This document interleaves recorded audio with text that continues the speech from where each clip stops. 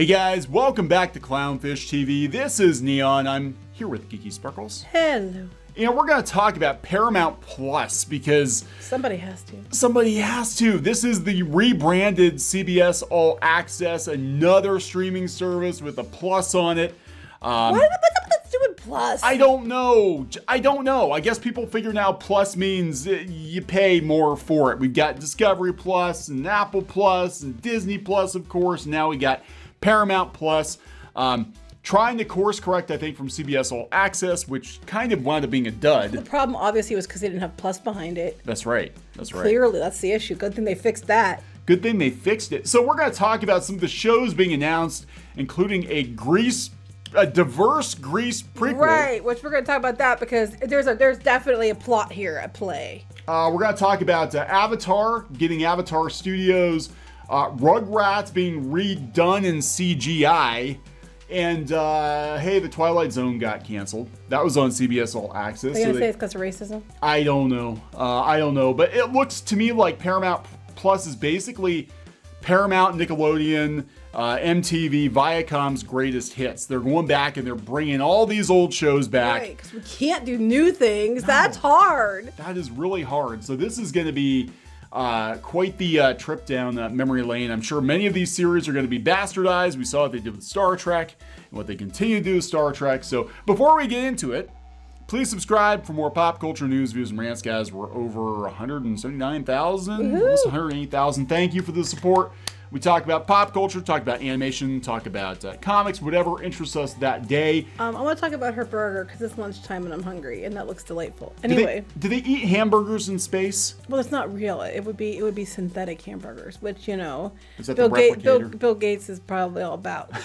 So yeah, burgers. Can we talk about the Grease thing first? Because this is like I want to point some stuff out here. Yeah, so let's talk about all the new old shows. All the old shows they're saying are new because they're going to redo, Yeah, so Paramount Plus has announced a bunch of new shows. We'll get to those first. First, we're going to talk about Grease, Rise of the Pink Ladies. Now, this is interesting for a number of reasons because Grease has come under fire lately. Just out of nowhere. What are the odds? It's being called rapey and homophobic. Okay, well, let's backtrack here. This whole argument that this whole person got offended and this whole thing about being offended by this happened at Christmas time in like the UK last year. I wonder why it was coming back. I thought it was odd. I'm like, why are we going there again? Cancel Grease. It's so terrible. It's not diverse. They kept saying it's not diverse. I'm like, this is really strange. Why bring this up now? This was from months ago. Why are we still going on about this? Well, as it turns out, there's a damn reason. Because they announced yesterday they're doing a new Grease show. And guess what? It's very diverse. Yes, Grease, Rise of the Pink Ladies. Nobody asked for this. Billed as a comedy series that will have a diverse cast and a mixture of classic songs from the original and new songs, this show, it's going to be a series, will be a prequel to the 78 movie telling the story of how Frenchie's older sister, Jane, founded the Pink Ladies. Right, and it's going to be very diverse, guys, even though it's supposed to take place in the 50s. This is what this whole thing was about. It was never because people were actually effing offended. It was because they were trying to drum up controversy that, and try to, look, virtue signal. Look, all you woke supporters out there, look how bad this is. You need to start complaining about it. Because they were going to make this announcement, which happened to be announced yesterday. Yeah, so this is how this works. When you've got PR people being busybodies behind the scenes, I've been telling you guys is how this crap works. Yeah, it's all orchestrated. They're like, okay, well, we're going to make the announcement in March. So in January, we got, leaked some things to the press to get them talking about certain, like, golly, Grease would be a great movie if it were just more diverse. It's kind of rapey and homophobic. So, hey, we're going to do this series. 95% chance Jane is going to be gay. Oh, yeah, sure. And one of the Pink Ladies is probably going to be a dude. In the 1950s. Yeah, even though that wouldn't have happened. Is it cool that happened in the 50s? Hell no. But is that what happened in the 50s? Yeah. Sorry. You don't get to rewrite it just because you don't like it. But this whole thing is just proves everything we've been saying to you guys. they deliberately tried to start a controversy that was a non-controversy to try to get people to be like, yeah, that's right, Grease sucks, Grease sucks, Grease sucks. We need to fix that, so they can make their announcement how they're fixing it, which we all know means ruining it. Even though I don't like Grease to begin with, to be honest with you, I never was a big fan. They're just doing this to fix it. Yeah, that's what's going on here, guys. This is you're seeing in real time how the media works, because they've known for months that this show was going to be a thing. It's not just media. This is the the studios. They're deliberately trying to set the PR people to do this, weaponizing the outrage mob. Right. And here's the to try to draw up publicity for it, because probably people have been like, I don't really give a shit. So let's start a non-controversy first, so that we can go all over the media and be like, oh, we're fixing it now. Thank God that the strong people behind Paramount Plus are fixing this issue that no one had an issue with until last week, because we made one. It's like they're deliberately making their own enemies so they can say that they beat them. Yeah, right. I was joking the other day. It's like Megamind. That's what this whole thing reminds me of. It is. It's like Megamind. Like, I'm bored. I need a superhero or super villain to fight, so I'm going to make my own. And then they run amok. And I kind of get the vibe that what happens is these PR people thought they could play Twitter, and Twitter played them. And then they wind up calling to cancel them. Yeah. So this show, people are going to watch very, very closely, because they're going to be like, well, if all of our complaints about all the problems with Grease aren't addressed in this show, shame on you. You have a chance to do it over again. But how weird is it going to look, again, if they're pushing for a show that's going to be more inclusive and diverse in earlier in the 1950s? The original Grease, I forget what year, but it was late 1950s. This is supposed to be her Frenchie's older sister. So now we're probably talking early 1950s. Yeah. So it's just stop. I'm sorry. I can't help but look at this picture, and I can hear the song in my head, because I remember I watched Grease 2. Actually, probably seen Grease 2 more than Grease 1. Really? Nobody's seen Grease 2 more than Grease 1. I know. I was a little kid, and I didn't like Grease 2 that much either, but I know the song, so I can hear the song in my head from this photo.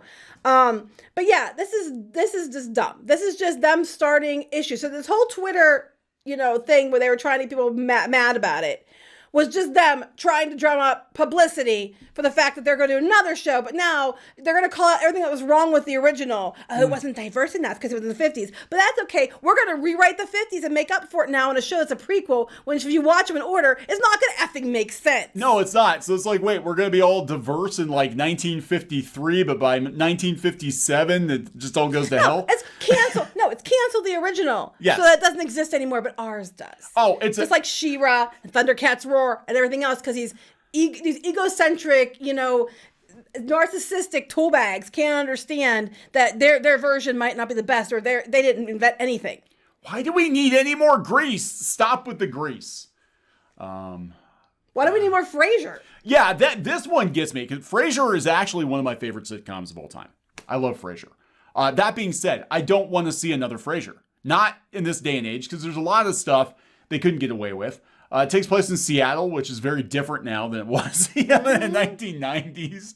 Is Frasier going to look out from his veranda in his apartment and see, like Chaz or something in the street? I'm looking at the next one, The Fatal Attraction. Wait, what? New series described as reimagining. Do we have anything that we don't effing reimagine? How about you just make new things? This is getting ridiculous. What can we turn into a TV show that we own the rights to and we don't have to do jack shit? Let's reimagine, Fatal Attraction for a TV show that no one gives a flying fart about. So we've got a live action Dora coming. Now, that being said, the live action Dora movie wasn't completely terrible. That's because they made fun of it. Yeah, it was actually kind of funny. They're not going to. They'll probably do this serious. That's probably what they'll do. Oh my God, no. Keep going down. What else is on this list? Halo. Oh, I heard about that. I have friends who are not happy about that. The Italian Job. We're gonna get another series. Star Trek: Strange New Worlds. Yeah, we got to do more Star Trek. Guilty Party. Is this new? That's like a new thing. Oh my God! With Kate Beckinsale, is this new? Are we doing something new? Color me shocked. Rugrats in 3D. Right, because we have Rugrats is always popular. Quick, bring it back. At least they got most of the original voice cast back, but I don't want to see Rugrats in 3D. I saw a clip of it. And I'm like... It wasn't that terrible, but I'm just sitting here like, why? Yeah, I mean, I love Rugrats, but again, this is the branding thing. Now they're going back to the 90s. You know, we know they're going to go back and they're going to strip mine the 90s. We're seeing it. Yeah, and how are they going to change this?